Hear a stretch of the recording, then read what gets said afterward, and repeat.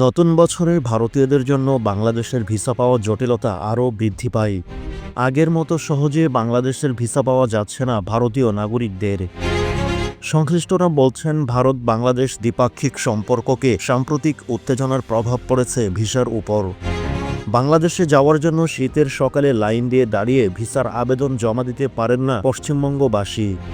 Visa সেন্টারে visa জমা দিতে না পারায় প্রতিদিন অসংখ্য মানুষ ফিরে যাচ্ছেন। এ নিয়ে ক্ষোভ ও হতাশা বাড়ছে কলকাতায়। কলকাতাস্থ ডেপুটি হাইকমিশন সূত্রের খবর অনুযায়ী আগে প্রতিদিন ৩৫০ থেকে ৪০০ জনকে বাংলাদেশের ভিসা দেওয়া হতো, কিন্তু বর্তমানে মাত্র ৭০ থেকে ৭৫টি ভিসা ইস্যু করা হয়। খবরে এমনও বলা হচ্ছে, আগামী দিনগুলোতে ভারতীয় নাগরিকদের বাংলাদেশি ভিসা প্রদানের সংখ্যা আরও কমিয়ে আনা হবে, যদিও এ বিষয়ে মিশনের কোনো কর্মকর্তা মুখ খুলতে চাননি। এদিকে পশ্চিমবঙ্গের নদিয়া জেলার বাসিন্দা নিখিল চক্রবর্তী বাংলাদেশে বেড়াতে যাওয়ার জন্য ভিসার আবেদন করতে চেয়েছেন। দীর্ঘ সময় লাইনে দাঁড়িয়ে ভিসার আবেদন জমা না দিতে পেরে হতাশ তিনি।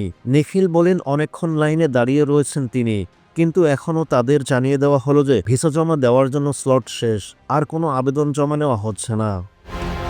বাংলাদেশের ভিসা সেন্টার জানায়, তাদের কিছু করার নেই। বাংলাদেশ সরকারের পক্ষ থেকে প্রতিদিনের জন্য নির্দিষ্ট স্লট ঠিক করা হয়েছে, তার বাইরে যাওয়া সম্ভব নয়। এ কারণে এমন সমস্যা দেখা দিয়েছে।